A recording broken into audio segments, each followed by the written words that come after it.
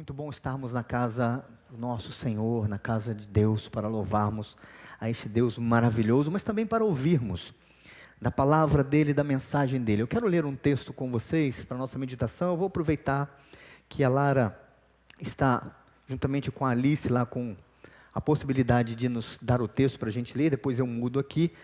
Ainda no Evangelho de João, capítulo 13 agora. Nós vamos projetar o texto para que vocês possam ler comigo ou acompanhar a leitura que eu faço.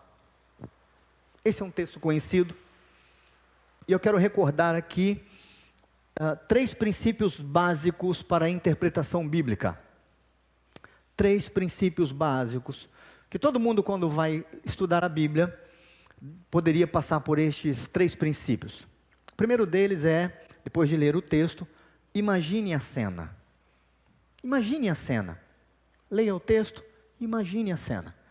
Então, é possível, principalmente nos evangelhos, como o Evangelho de João, e principalmente neste texto, que é o texto onde Jesus vai lavar os pés dos discípulos, a gente já ia imaginando a cena. Então, imagine a cena. Imagine a cena e depois reconte a história.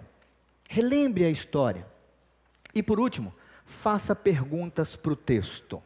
São 3 princípios básicos de interpretação. Fazendo isso, a gente está dando pontapé básico e fundamental para interpretarmos qualquer texto. Ler o texto, imaginar a cena, fazer perguntas para o texto, ou recontar a história e fazer perguntas para o texto. Primeiro nós vamos ler, enquanto a gente lê, você vai imaginando a cena, por favor. Diz assim esse texto: Ora, antes da festa da Páscoa, sabendo Jesus que era chegada a sua hora de passar deste mundo para o Pai, tendo amado os seus que estavam no mundo, amou-os até ao fim. Durante a ceia, tendo já o diabo posto no coração de Judas Iscariotes, filho de Simão, que traísse a Jesus, sabendo este que o Pai tudo confiara às suas mãos, e que ele viera de Deus e voltava para Deus, levantou-se da ceia, imagine a cena, tirou a vestimenta de cima, e tomando uma toalha, cingiu-se com ela. Depois deitou água na bacia e passou a lavar os pés aos discípulos e a enxugar-lhes com a toalha com que estava cingido. Aproximou-se, pois, de Simão Pedro, e este lhe disse: Senhor, tu me lavas os pés a mim? Respondeu-lhe Jesus: O que eu faço, não o sabes agora, compreendê-lo-ás depois. Disse-lhe Pedro: Nunca me lavarás os pés. Respondeu-lhe Jesus: Se eu não te lavar, não tens parte comigo. Então Pedro lhe pediu: Senhor, não somente os pés, mas também as mãos e a cabeça. Declarou-lhe Jesus: Quem já se banhou não necessita de lavar senão os pés. Quanto ao mais, está todo limpo. Ora, vós estáis limpos, mas não todos. Pois ele sabia quem era o traidor. Foi por isso que disse: nem todos estáis limpos. Vamos orar mais uma vez? Feche os seus olhos e faça aquela breve oração. Senhor, fale um pouco mais ao meu coração. Fale um pouco mais. Preciso ouvir um pouco mais da tua mensagem, da tua palavra. Traga uma mensagem ao meu coração essa noite. Faça essa oração, ouse fazer essa oração nesse instante, para que Deus fale de uma maneira especial ao seu coração.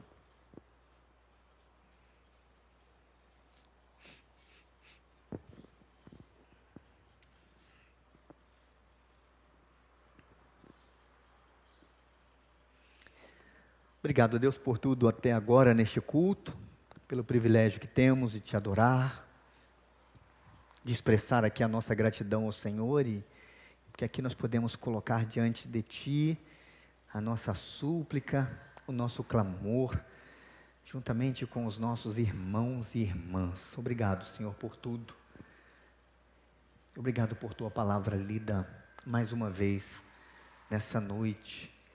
Nós oramos em nome de Jesus. Amém.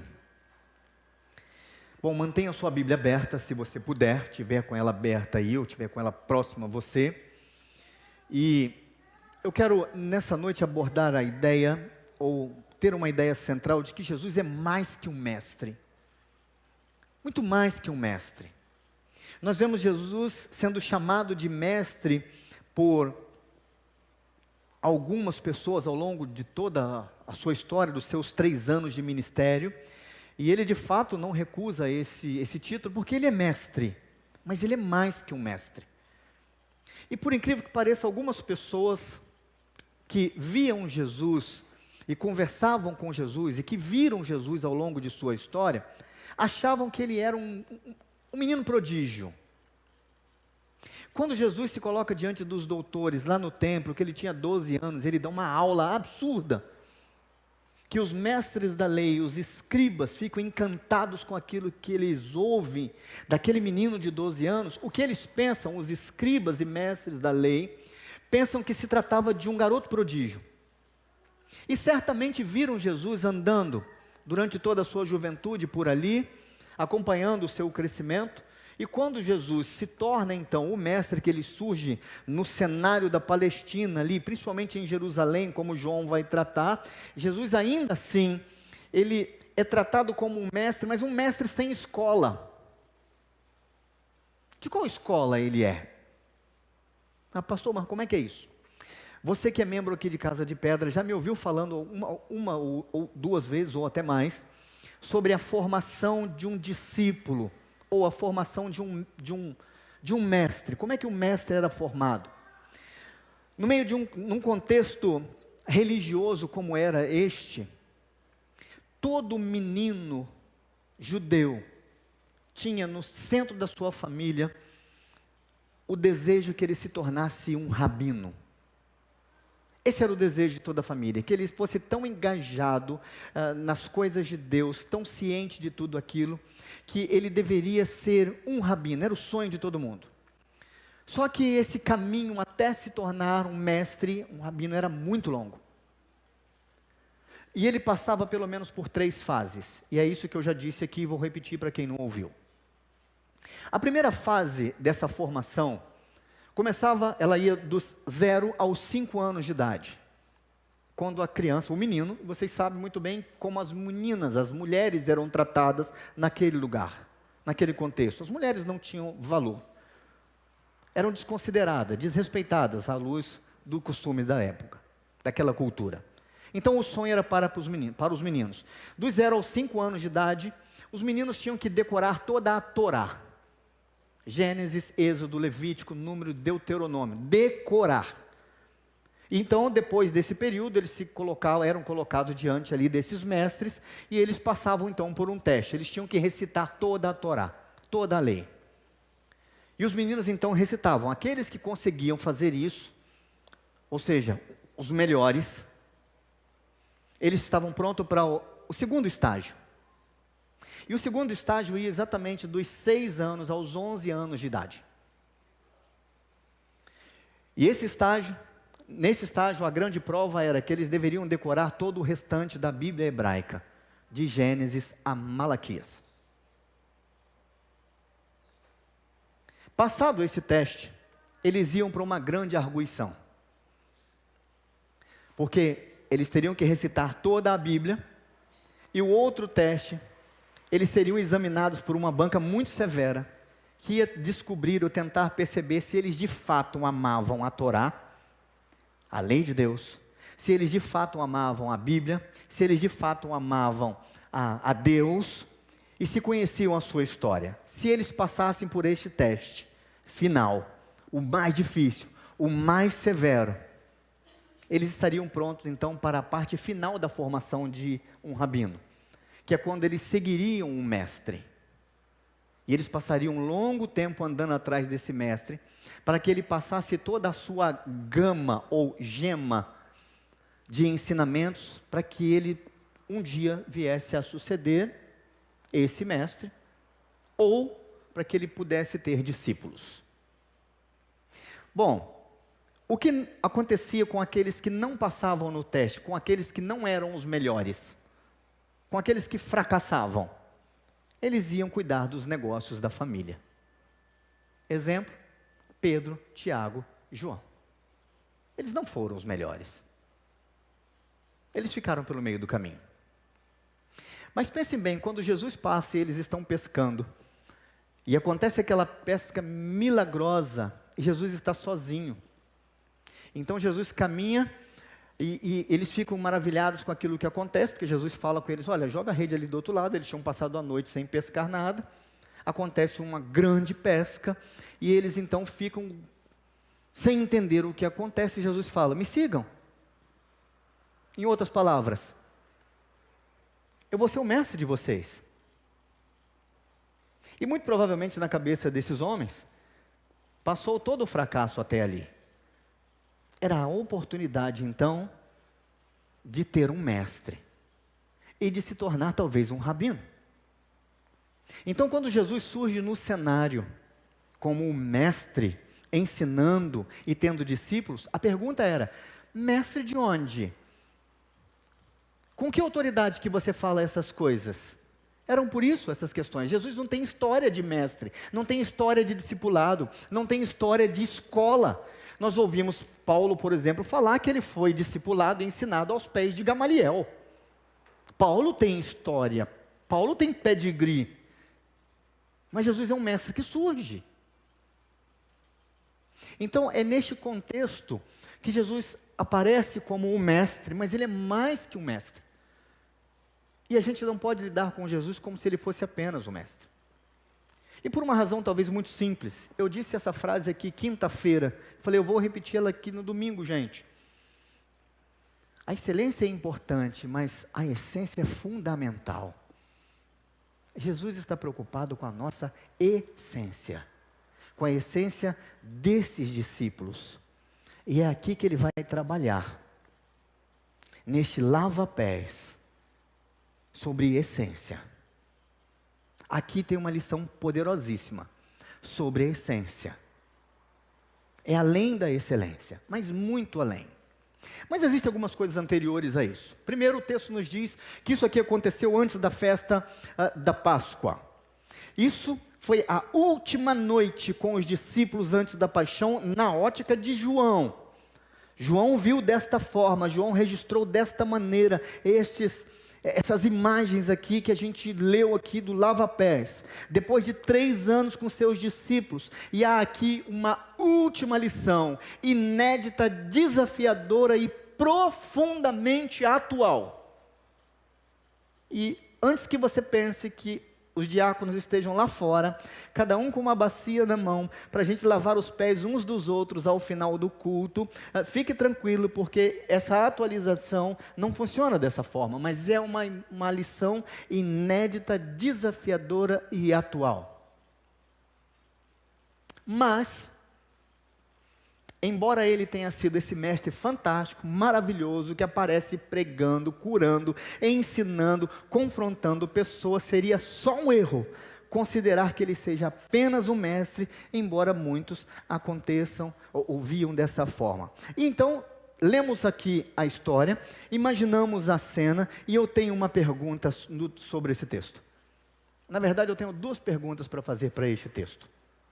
A primeira pergunta que eu tenho que fazer para esse texto é o seguinte: por que Mateus, Marcos e Lucas não contaram essa história? Porque é a última noite, é a noite que Jesus logo depois sai dali, ele vai ser traído, é a noite que os outros evangelistas falam, olha, na noite que o Senhor Jesus foi traído, como Paulo fala, essa é a noite. Mas Mateus, Marcos e Lucas não colocaram isso, não incluíram aqui o lava-pés, essa discussão que teve. Em outro evangelho fala, olha, o traidor foi anunciado aqui, mas o lava-pés não foi. E eu fiquei intrigado com isso. É a pergunta que eu precisava de responder, ou que eu preciso de resposta. Então a gente precisa de olhar para o texto, imaginar o texto, e eu dei uma quebrada aqui no texto. Eu sei que a letrinha está pequenininha, gente, mas é só uma referência, eu vou mostrar para você. Como é que funciona? O que João fez aqui? Se você pegar os versículos 2, 3 e 4, eles indicam basicamente o seguinte: quem é que precisa ser limpo, ou existe uma necessidade de alguém ser lavado aqui. Então Jesus se prepara para lavar. É o que nós vemos nesses 3 primeiros versículos. Durante a ceia, tendo já o diabo posto no coração de Judas Iscariote, filho de Simão, que traísse a Jesus, sabendo este que o Pai confiara tudo nas suas mãos e que ele viera do Pai e voltava para Deus, levantou-se da ceia, tirou o vestimento de cima e tomando uma toalha, cingiu-se com ela e ele se prepara para lavar. Ou seja, precisa limpar alguém aqui. Agora, se você olhar lá para o versículo 10, nós temos, declarou-lhe Jesus, quem já se banhou não precisa se lavar senão os pés, quanto ao mais está limpo.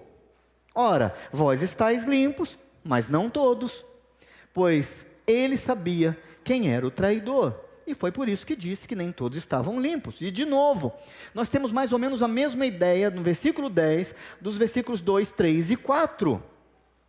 Parece uma coincidência isso. Mas quando a gente lê o versículo 5, olha aí na sua Bíblia e vai marcando isso, para você aprofundar mais ainda depois. No versículo 5 nós temos a seguinte informação: depois deitou água na bacia e passou a lavar os pés aos discípulos, e enxagou-lhes com água, com a toalha, enxugar-lhes com a toalha que estava cingido. O versículo 9 tem, Pedro lhe pede, Senhor, só os pés? Não, já que o Senhor vai lavar o pé, lava o resto. Então nós temos aqui o que ser lavado, não quem, mas o que. E não é coincidência isso tem a ver com uma forma de João escrever, uma forma que era comum, para chamar a atenção do leitor para algo que é central, porque o versículo 6 temos, aproximou-se pois Simão Pedro, e este lhe disse, Senhor, você vai me lavar os pés? Não. Versículo 8, disse-lhe Pedro, nunca me lavarás os pés. E respondeu-lhe Jesus, se eu não te lavar, você não tem parte comigo. Ficou perdido o versículo 7, não se encaixa em esquema nenhum. E é assim mesmo. O versículo 7 tem, Jesus respondendo, o que eu faço não o sabes agora, compreendê-lo-ás depois. Então, antes de eu ler o texto, eu tinha uma pergunta. Por que Mateus, Marcos e Lucas não incluíram isso no evangelho deles? Eu vou responder essa primeira pergunta. Ela é muito simples. É porque quando João escreve o seu evangelho, já existiam os 3 evangelhos. Marcos foi o primeiro.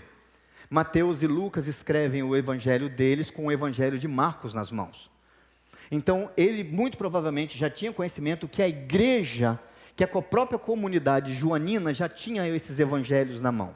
E João, então, não precisa escrever algo que já foi escrito, essa é a opção que ele faz. Ele não precisa de recontar a história.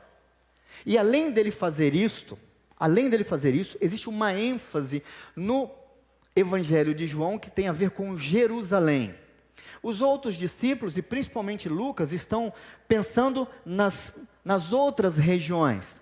Tanto é que Lucas, quando escreve o seu evangelho, ele vai completá-lo com Atos, falando de Jerusalém, Judeia, Samaria e confins do mundo. Mas João concentra o ministério de Jesus ao redor de Jerusalém. Os principais milagres de João são justamente milagres dentro de Jerusalém. O milagre, a ressurreição de Lázaro, que está ali próximo, muito próximo. Este acontecimento aqui é fantástico, acontece ali dentro. Nós temos um milagre, a cura de um cego. E nós temos a cura do aleijado no tanque de Betesda, tudo dentro de Jerusalém. E fora algumas outras discussões que existem, que são únicas em João. E João tem uma proposta diferente, sim. João tem um objetivo em mente quando ele quer falar sobre Jesus. Ele se concentra em Jesus. Para João, Jesus é o verbo que se fez carne e que habitou no meio do seu povo, e o seu povo o rejeitou. E as conversas que João vai apresentando é justamente essa turma que vai rejeitando a Jesus, a própria família de Jesus. E essa grande dificuldade que esse povo tem de crer em Jesus. Então o evangelho de João tem essas nuances aqui, essas particularidades, mas com o objetivo central de mostrar que Jesus é o verbo encarnado. e que as pessoas o rejeitaram, e que todo mundo estava tendo muita dificuldade em acreditar que ele era o Filho de Deus. Finalzinho do Evangelho de João, você já deve ter lido, quando João faz o seguinte, o seu resumo, o seu fechamento, ele diz: tudo isso que foi escrito aqui, é apenas para que vocês possam crer que Jesus é verdadeiramente o Filho de Deus. Se a gente fosse colocar tudo o que Jesus fez neste livro, não ia ter livro que coubesse isso. Mas isso aqui foi escrito e colocado aqui, para que vocês possam crer nele. E crendo nele, vocês tenham vida no seu nome. É por isso que uma das palavras que mais aparece no Evangelho de João é crer. É por isso que nós temos o versículo mais importante, ou talvez mais conhecido de João, é João 3,16, para que todo aquele que nele crê. Essa é a centralidade. A segunda pergunta que eu tenho então, para este evangelho ou para este texto, depois de ler, o que Jesus estava fazendo que os discípulos não podiam compreender? O quê? Porque quando Jesus, nessa conversa com Pedro, ele fala: olha, o que eu faço agora, você não vai compreender, mas você vai compreender depois. O que Jesus está fazendo? E a gente pode dar um chute aqui, né? A gente pode falar que é algo a ver com a humildade. Sim, mas a pergunta é, será que é só isso? E é aqui que eu quero me conduzir um pouquinho aqui. A primeira coisa que Jesus está fazendo aqui, que os discípulos não conseguiram perceber, segundo o registro inicial, olha para a sua Bíblia, capítulo 13, versículo 1. Antes do final da Páscoa, sabendo Jesus que era chegada a sua hora de passar deste mundo para o Pai, tendo amado os seus que estavam no mundo, amou-os até o fim. Eles não perceberam que Jesus estava amando-os, e estava disposto de amá-los até o fim. Nós cantamos aqui o hino dizendo que Deus guardará o nosso tesouro até o dia final. E aqui o texto nos diz, João nos informa, que enquanto ele estava ali, antes da festa da Páscoa, no que ele ia fazer, fica declarado que ele amou-os até o fim, cada um deles. Para tudo. Porque eu não sei o que é isso, na prática. Eu não sei o que é amar até o fim. Eu não consigo imaginar isso. Teologicamente, talvez tenha a ver com esse amor até o último e grande dia, ou seja, o grande e terrível dia do Senhor. Mas na prática esse negócio é muito complicado, é muito pior do que a gente pode pensar, muito mais difícil. Principalmente nos dias que nós vivemos hoje, o amor hoje é fragmentado, é um amor que não parece amor, ele é fraco, ele é quebradiço, ele é seletivo, ele é disfarçado, ele é descartável, ele é manchado pelos nossos pecados, ele é cheio de vícios, ele é cheio de decepções, com gente que nos disse que nos amavam e depois se converteram em desafetos, com gente que nós fingimos que amamos ao longo da vida. É esse tipo de amor que a gente conhece. A gente não sabe o que é amar até o fim. Talvez seja essa a grande dificuldade dos discípulos. Eles não sabiam o que era amar até o fim. Nunca tinham escutado sobre isso. Nunca tinham percebido isso. Nunca tinham sentido isso. Eu tenho algumas teorias e frases sobre o que é amar. Teorias e frases. E que, sinceramente, algumas delas eu tirei até de algumas músicas por aí. Porque os caras tentaram falar a vida inteira, ensinar pra gente o que é amar. Olha só. Outras, logicamente, retirei da Bíblia, sim. Tudo tentando imaginar o que é isso. Como é que é amar até o fim? Se a gente considera que amar é fazer por alguém sem pensar em receber. E Jesus mandou a gente amar os inimigos. Então, se amar é fazer sem pensar em receber de troca, é fazer e pensar sem fazer o bem, sem pensar em receber de troca, também em troca aos inimigos principalmente, porque Jesus falou assim: fazer isso para os amigos é mole, quero ver para os inimigos, mas amai-vos os vossos inimigos até o fim. Amar Com base lá no texto de Eucana, primeiro livro de Samuel, para mim, é dar além do esperado. Lembra daquela história? O Eucana resolve dar porção dobrada dos sacrifícios para Ana, porque ele a amava. Então, amar é dar além do esperado. É superar as expectativas até o fim. Eu não sei o que é isso. Porque o meu amor está na lista que eu disse em cima. Ele é fragmentado, manchado pelos pecados. Ele é parte deste amor, dessa sociedade que me fez os meus 51 anos de vida. Amar é o sacrifício em prol do outro, até o fim. O que eu mais gosto, amar é uma atitude, uma escolha, não um sentimento. Até o fim.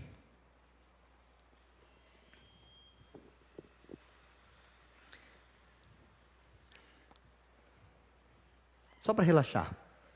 Pastor, o senhor está dizendo que nós vamos ter que te amar até o fim? Sim.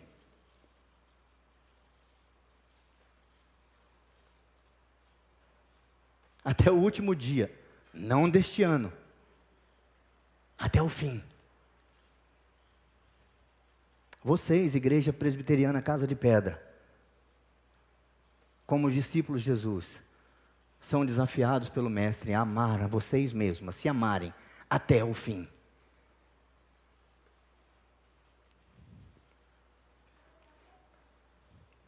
Eu achei isso fantástico. Eles não sabiam que Jesus estava fazendo isso. Não conseguiam compreender isso.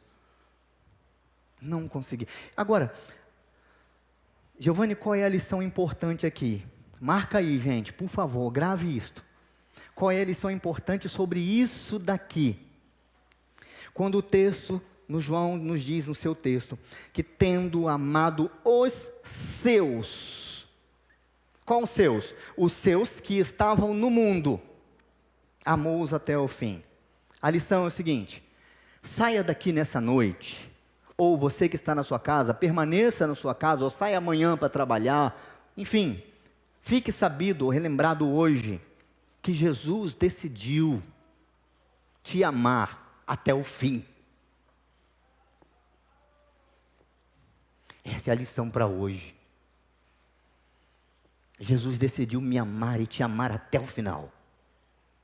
Mesmo a gente reproduzindo o amor que Ele nos deu, mais ou menos. Mas Ele decidiu nos amar até o final. Isso é tudo para nós. Isso deve ser tudo em nós. Isso deve produzir tudo em nós. O fato de sabermos que Jesus decidiu nos amar até o final. Até aquele dia. Até o último dia. Até o dia que estarmos todos diante de Deus para prestarmos conta sobre todas as nossas ações, sobre tudo aquilo que a gente faz, as nossas escolhas, tudo, tudo, tudo. Jesus decidiu nos amar até aquele dia. Ai, como isso é bom. E é nesse ponto que eu me enquadro aqui, juntamente desses discípulos. Porque mesmo hoje, em 2022, eu olho para isso que Jesus decidiu fazer por mim. E eu continuo a ficar sem compreender como é que isso acontece. Eu só quero aprender sobre isso. Eu quero aprender a amar como Jesus amou. E nós precisamos disso. Nós precisamos disso dentro das igrejas. Mas nós precisamos disso dentro dos nossos lares. Nós precisamos disso dentro dos nossos trabalhos. Nós precisamos disso hoje. Nós vamos precisar disso amanhã. Nós vamos precisar disso nos dias de eleições. Nós vamos precisar disso nos dias de discussões. De saber que nós fomos e somos amados por Deus até o fim. Através de Jesus Cristo. A segunda coisa que ele estava fazendo, e sinceramente a gente poderia até parar por aqui, mas olha só, essa parte do lava-pés me incomoda, porque incomodou Pedro. O Pedro é o da frente, né? O Pedro é o que pula na frente, é o que fala, é o que faz, a gente sabe disso. Puro ímpeto, puro id, né? Fiz. Então ele fala com Jesus: você vai lavar o meu pé? E por que isso? era a coisa mais humilhante possível dentro daquela sala. O lava-pés era feito primeiramente por escravos estrangeiros. Primeiro escravo estrangeiro. Não tem escravo estrangeiro? Cadê o escravo de dentro mesmo da terra? Seria ele. Dentro do grupo de escravos da casa, deveria ser o escravo mais humilde, o do chão mesmo. Então, quando Jesus toma a frente disso, e detalhe, mas a gente tem que imaginar a cena, lembra? Em que momento Jesus pede, gente, alguém poderia trazer uma bacia, não existe isso. Jesus não fala, ou seja, muito provavelmente isso estava ali, e estava mesmo, porque fazia parte da tradição, dos costumes. As pessoas que chegam, andaram pelas ruas, as ruas empoeiradas da Palestina, chegaram, não ia ter lugar para essa turma tomar banho, não era um costume também tão frequente, mas lavar os pés e as mãos, sim. Então, estava ali, em algum lugar, aquela bacia, com aquela água, com aquele pano, estava ali pronto, mas ninguém se atreve a fazer isso, ninguém ousa em fazer isso. Somente o mais baixo serviço de escravo do Filho de Deus traz a salvação de um discípulo que o nega. Porque é isso que Pedro vai fazer com ele. Tem que ser muito humilde para fazer isso. Lavar os pés dos discípulos que o nega. Jesus estava ensinando para eles como eles deveriam se tratar. Por isso que eu disse aqui que não é para instituir, Jesus não está instituindo um novo sacramento. Vamos lavar os pés. Se você procurar na internet, Reverendo Augusto Nicodemos responde sobre isso. Não, Jesus não está instituindo um novo sacramento, o lava-pés na igreja. Não é isso. É uma lição poderosa. Poderosa. Jesus como servo, instituindo uma lição de humildade e perdão mútuos, mesmo diante da traição que vai acontecer. Gente, humilhação a gente sabe o que é. Humilhação é rebaixamento. Nós sabemos que as pessoas humilham umas às outras a vida inteira. Em todos os lugares pessoas são humilhadas. Nós sabemos disso. Sentir-se humilhado é terrível. Quem já passou por isso sabe. Como a humilhação machuca, como dói, como marca. É triste ser humilhado.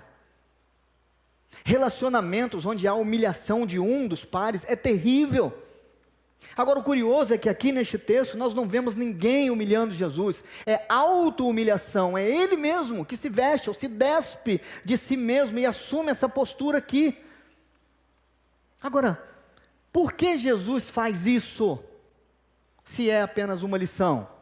Só para comprovar que é lição, olha o versículo 12, nós não lemos no texto. Depois de ter-lhes lavado os pés, tomou-lhe as vestes, e voltando à mesa, perguntou-lhes: compreendeis o que eu vos fiz? Vós me chamais mestre e o Senhor, e dizeis bem, porque eu sou. Ora, se eu, sendo o Senhor e o mestre, vos lavei os pés, também vós deveis lavar os pés uns dos outros. Porque eu vos dei o exemplo para que, como eu vos fiz, façais vós também. Em verdade eu vos digo que o servo não é maior do que o seu senhor, nem o enviado maior do que aquele que o enviou. Ora, se sabeis essas coisas, bem-aventurados sois, se as praticardes. Só saber não adianta. Nós não somos bem-aventurados se só soubermos essas coisas. Se só soubermos como nos tratar uns aos outros em humildade total, aqui não sobra nada além de humildade dessa história, não sobra nada além de humildade desse exemplo, não adianta a gente procurar qualquer outra justificativa, e o exemplo é, olha como vocês devem se tratar, se vocês se tratarem desta forma, se vocês aprenderam isso e praticarem isso, vocês serão os bem-aventurados, os abençoados se praticarem isso, e talvez seja por isso que tem faltado bênção. Talvez seja por isso que falta a bênção. Falta o abençoado de Deus. A bênção pinga. Goteira fechada.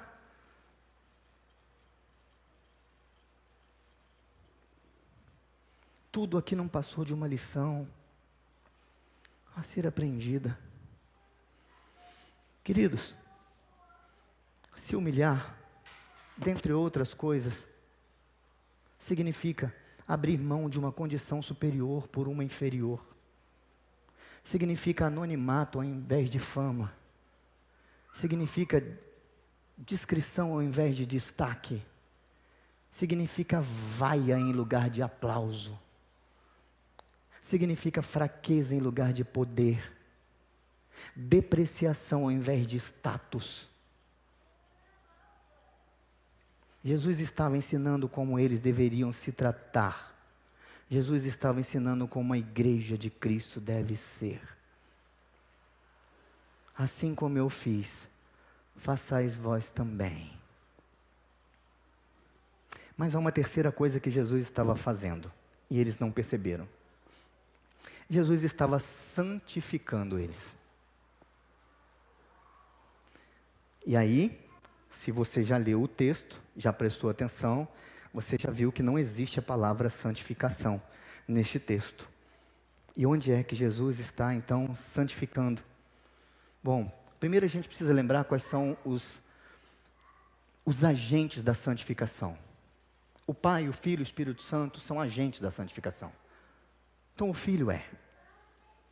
Quando a gente lê João 17, versículo 19, que é o texto que a gente leu durante o culto, Jesus disse assim: e a favor deles, ou seja, dos seus discípulos, eu me santifico a mim mesmo, para que eles também sejam santificados na verdade. Jesus dizendo: eu me santifico para que eles sejam santificados na verdade. E é curioso essa conversa entre Jesus e Pedro, porque chega um determinado momento aqui, como nós lemos, que o Pedro fala: olha, eu não, então faz o seguinte, já que o senhor vai lavar os pés, lava também a cabeça. Jesus falou: a cabeça não precisa, porque vocês já estão limpos. Qual o significado disso? O significado é o seguinte: os discípulos já não estão mais impregnados do mundo que eles viveram, ou que viviam. 3 anos com Jesus. Jesus já tinha separado estes para uma obra. Santificação é isso, é a separação daquilo que é profano para o sagrado. Então Jesus já tinha separado estes homens. Então eles já estão numa condição diferente. Jesus já separou, Jesus santificou. Em outras palavras, Jesus já purificou, limpou estes. Mas assim como alguém que anda pelas estradas da Palestina todos os dias, mesmo depois que tomar banho, quando chegar em casa tem que lavar os pés de novo, o que Jesus está dizendo para eles é o seguinte: embora vocês já estejam purificados, santificados, vocês vão andar no meio do que é podre, do que é contaminado, vocês vão precisar sempre ser purificados. A mesma ideia, como quem já está limpo, se pisou na sujeira, tem que limpar o pé de novo, a lição é, mesmo quem já foi santificado, quem já foi purificado, quem já foi lavado pelo sangue do Cordeiro que seria na cruz, mas mesmo quem já passou por isso, pelo contato que nós temos com o mundo, nós vamos necessitar sempre de nos purificar, nós vamos precisar sempre de nos santificar. Em outras palavras, e se fosse este o caso, nós precisaríamos sempre de lavar os nossos pés. Não um banho, mas uma santificação, um processo de novo. E é por isso que em nossos cultos a gente abre espaço para que haja o pedido de perdão, para que haja mudança de vida, para que haja a oportunidade de arrependimento, porque é uma necessidade. A santificação é todo dia nós precisamos nos santificar. Há um texto da palavra de Deus, que o povo de Deus é desafiado a santificar. Santificai-vos hoje, porque é nesse dia que o Senhor vai fazer maravilha no meio de vocês. Santificai-vos hoje. Queridos, todos nós fomos lavados pelo sangue do Cordeiro, mas amanhã nós vamos para a luta. Amanhã nós vamos lidar com pessoas, andar por lugares onde seremos desafiados a nos mantermos fiéis a Deus. Eu estava conversando hoje com um irmão, me contou uma história assim. de dentro do seu próprio trabalho surgiu a oportunidade de jogar tudo para cima, tudo fora. E ali, quando a gente se posiciona a favor da vontade de Deus, a gente está abrindo espaço para que Deus nos santifique. Nós estamos, sim, contribuindo com a santificação que Deus nos dá. Por isso, Jesus está amando esses homens até o final, e vai amá-los até o final. Jesus estava ensinando como eles deviam se tratar, e Jesus estava santificando as suas vidas para que eles pudessem fazer isso com outras pessoas. Como é que a gente para com tudo isso? Simples. Saia daqui nessa noite sabendo, tendo em mente que Jesus nos amou e vai nos amar até o fim. Saia daqui nessa noite sabendo que Jesus nos ensinou como nós devemos nos tratar. Saia nessa noite aqui, sabendo que Jesus nos santificou, nos separou. Para muitos, e principalmente os rabinos da época, Jesus era apenas um garoto prodígio, ou um jovem com sabedoria extraordinária.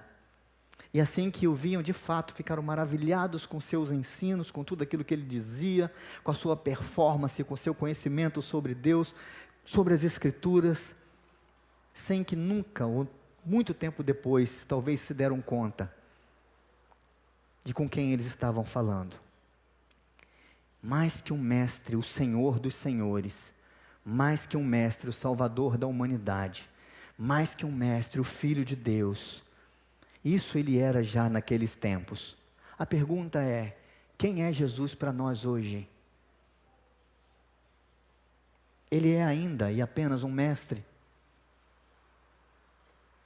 Se ele é um mestre, ou se ele é mais que um mestre, porque ele é também um mestre, a tudo aquilo que a gente aprendeu, e nós queremos ser abençoados, os bem-aventurados, e o bem-aventurado não é aquele que só aprendeu, é o que pratica. O mestre, hoje e sempre. Por isso nós devemos estar atentos aos seus ensinos, às suas lições diárias, àquilo que ele diz em sua palavra, praticarmos isso. E ele nos deixou também um papel de discípulos, fazer discípulos, e ensinar isso. E olha só que coisa maravilhosa. Mateus, quando registra as últimas palavras de Jesus, ele diz: ide por todo mundo, pregai o evangelho a toda criatura, fazendo discípulos, batizando-os em nome do Pai, do Filho e do Espírito Santo, e ensinando-os a guardar tudo aquilo que eu vos tenho ordenado. Guardar e ensinar. Mas sabe de uma coisa? Eu tenho dificuldades como esses discípulos para entender este amor que vai até o final. E às vezes nós falhamos, e eu falho, nos nossos tratamentos, nos nossos relacionamentos. E às vezes a gente age como se a santificação não fosse uma exigência de Deus para nós. Eu falo: Senhor, eu preciso que o Senhor abra os olhos do meu coração. Abra os olhos do meu coração. Eu preciso ver com os olhos da fé. Eu preciso ter um coração sintonizado ao teu coração, mas eu preciso de olhos da fé. Então, Senhor, abra os olhos do meu coração, porque eu quero te ver. Eu quero te ver exaltado e bem alto, mas eu quero te ver no rosto de cada irmão e cada irmã com as quais eu me encontro todos os dias. E que eles possam ver isso em mim também. Abra os olhos do meu coração, em nome de Jesus. Que seja essa a sua oração nesta noite, que seja essa a sua oração sempre. Que Deus abra os olhos do nosso coração. Que a graça do nosso Senhor e Salvador Jesus Cristo, que o amor de Deus o Pai, que a comunhão, que a consolação e que o poder do Espírito Santo esteja sobre a sua vida, sobre o seu lar, sobre a sua história, hoje e para todos sempre. Amém e amém. Vá em paz, vai com Deus. Uma boa semana em nome de Jesus. Deus te abençoe.